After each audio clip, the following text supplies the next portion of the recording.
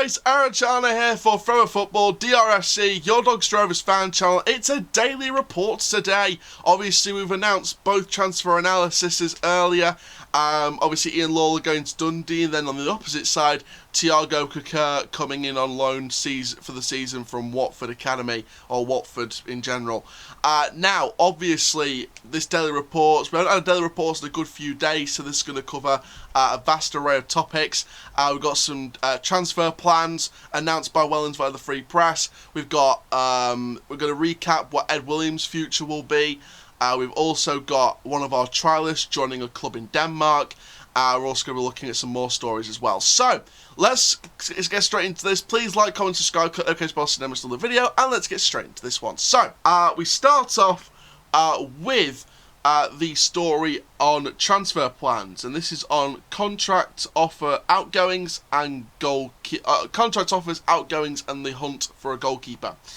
So he admits he will need to move players on from his Doncaster Rovers squad in order to make more additions. Now, Rovers have secured loan deal from the Premier League, which is obviously Køge, and Wellens says there's only a small amount of money left in his playing budget at this present time. The Rovers boss hoped to be in a position to potentially offer deals to trialists should he impress sufficiently, but believes trading will be required in order to free up the funds. He says we've got a little bit of budget left, but it's a little bit, so we do need a couple out. Now, of course, Ed Williams is one player that's been told to find a club. We'll talk about that in more detail. Wellens admits the midfielder did little to change his mind during Saturday's friendly against Bradford, so that's just a little bit of extra detail, but we're going to go on about Ed Williams in a bit more detail later on in this video. And with more than half a dozen contracted senior players missing due to being forced into isolation after contact with a positive case of COVID-19, Wellens used 11 trialists at Valley Parade and handed an opportunity to Williams, but was not impressed by the performances on show from those who need to convince him they have a future at the club. He spoke to Ed Williams before the game. Football is the most fickle sport in the world. I said to him that it's been in a certain position, but go and show me something to change my mind. He was a little disappointed in Ed's performance. We've told him we can find another club, but nothing is ever written in stone. People have been written off before, but come back to change minds, and I'm not adverse to that. But you have to show me something on the pitch or on the training ground. It was not a great day for our trialists, as some of the lads were trying to move on as well. One player who looks to be heading out the door on loan is the young centre-half Ben Blythe. The 19-year-old played for Spennymoor Town on a trial basis on Saturday and scored in a 9-0 win over Bishop Auckland for Tommy Miller's side. He expects the loan deal for the defender will be agreed. He believes he scored a goal and got an assist. We might send Bear there because I think he'll get great experience. Not only will we get the young lad who will think highly of exposure, but will give us a guide of where we think he's at, depending on how many games he plays and how they see him. Ben will hopefully have done well and we can agree something with Spennymoor. Now he continues to explore options of bringing in a goalkeeper as well. There's not really been any progress, he said. We do need a goalkeeper because we want to give Lewis some League One competition. We don't want to bring in someone for the sake of it, we want to bring in someone to test Lewis. We'll probably have to wait until the latter part of next week for that one. So, big story there with transfer news, outgoings, contracts, etc. So none of the trialists have impressed so far enough to give a contract, and of course budget-wise we can't really offer that without offloading some people. Obviously we're going to talk a little bit more about Ed Williams in a bit. That'll be the next story coming up in this video. Ben Blythe is being loaned out to Spennymoor. That's expected to be agreed, so I think that's a good move for him, especially since, you know, I mean, look at the centre-back options we've got. We've got Cameron John, who can also play left-back. We've got Roshan Williams. We've got Tom Anderson. When Joe Wright comes back, second half of the season, he'll be available and to some extent, hopefully, if he does sign a contract, which I don't think he will. I'm not too sure what's happening on that point, but I don't know. And obviously some of the trialists as well. Akinola's in there. Darnell Johnson, who could also play right back. Can play right back, centre back, and I think he can play CDM as well. I'm not too sure. But there's a couple of trialists in there as well that could sign on if possible. But I know that, you know, Wellens does want to bring in a centre back, an extra one. And I think with Ben Blythe looking to be loaned out here to Spennymoor Town, I think that's going to be a real exception, that we do need to bring in one more centre back just to give those depth a little bit more option. Give the depth a little bit more option. But very interesting on that front, the fact that Ed Williams could be going. Blythe's going to get loaned out. Nothing progress-wise on the goalkeeper situation yet. None of the trialists have been offered a contract yet for budget reasons, and also the fact they haven't really impressed as much yet. They've not really earned a contract. But like Wellens said, they can change minds on the pitch or the training ground, and something can happen. So I'm hoping this will really push Ed Williams and really push him into performing better on the pitch. But we'll see what happens. We'll see what happens. Now, speaking of Ed Williams, I'm going to look at him in a little bit more detail now. And this is to do with his future. He's been made available for transfer. He's been on the fringes since joining Rovers last summer and has been told he's not in Wellens' plans for the coming season, according to the Free Press. The Rovers boss looking to free up wages where possible and hopes the 25-year-old can secure a move elsewhere before the start of the season. He's made Williams aware, Wellens, that he's available on a free and is available to find a club for free. Well, he's free to be available to find a club. He didn't travel up to Scotland, the pre-season camp before, to give himself the best opportunity to find a club. He wasn't involved too much last year.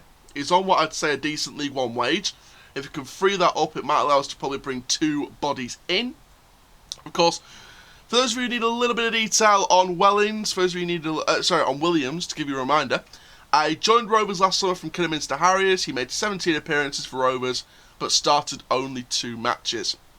In the FA Cup against United of Manchester, and in the Papa John's Trophy against the Wolverhampton Wanderers under-21s. Now, Wellens hopes to send some of the club's younger players out on loan for experience, but he says his plans suffered the setback with the cancellation of that Spennymoor Town friendly. That was the setback in sending some of the youngsters out on loan. And I think that the Wakefield game might be another setback, because I don't think we're expecting so many of the first teamers to play in that game either, as well as what we saw from the Bradford game. So I think that that's probably the case here. I think we're probably looking at Newcastle and Sheffield United time when we see some of the youngsters getting loaned out.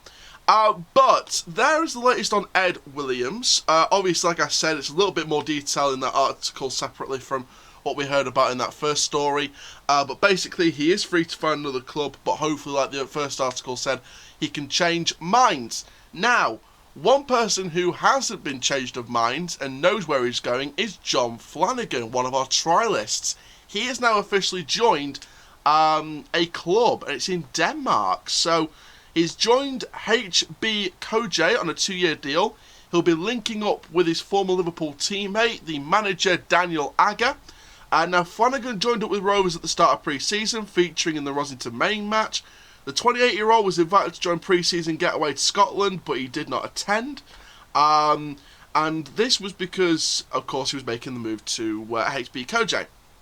Now, Flanagan was one of Liverpool's brightest young prospects when he emerged through their academy and was snapped up by Reds legend Gerrard when he took charge of Rangers. After leaving Rangers, he joined Belgian side Charleroi. Now, obviously, this is not really too much to speak on this, to be honest. You know, in terms of his performances, when he's been with us, he's not been great. It's been kind of 50-50, been alright performer.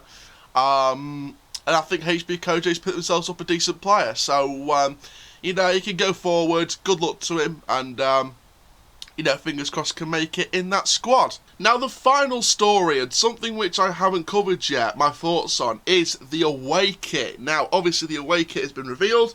I'm going to put it on your screen now. How amazing does it look? So reflecting the history of the club, Rovers will wear blue shirts with white shoulders and sleeves. The blue sections feature a darker horizontal detailing, while the shorts will be blue and the socks blue with black trim. The kit will be worn, well, the kit was worn during the Bradford game. It's on sale now, and in the early years of the club, Rovers wore blue and white until switching to red in the mid-1880s. So a bit of history behind this particular design. Now, obviously, blue has been regularly used as a main colour for away kits in recent years, with the new shirt most close to the design of the popular kit during the 2009-2010 campaign. The kit has already been launched with the hashtag Not Just For Players campaign, acknowledging the importance of supporters for the club. So there we go. So the away kit, let me share my thoughts on the away kit, because I haven't done that yet. It looks stunning. It looks absolutely stunning. And people have their own thoughts about it. People have mixed opinions on it. But Me personally, I'm a huge fan of the away kits. I love the design of it, I love the whole branding of it. A couple of people did say on Twitter, why am I not modelling it? It's Doncaster's choice, isn't it? It's Donny's choice. If you want me to model it, Donny, then my inbox is always open to come down to the Keep Motor and model it. But no, Lizzie, Tony, and Daniel, aka 18 Dapper, did a wonderful job with the players there in modelling the kit. And you know, they did a really good job. So shout out to all of them. And it looks a really good kit, really nice kit. I might look at getting it at some point. But there we go. That is going to be it for this Daily Reports. It was a huge one today, speaking about all these stories. But for now, thank you very much. I'm Aaron Chandler from Pro Football DRFC, keep it on the Rovers life, and that, my friends, full time. Rovers side die. Thank you very much. Have a wonderful day, and stay tuned for the preview for the Wakefield match tomorrow.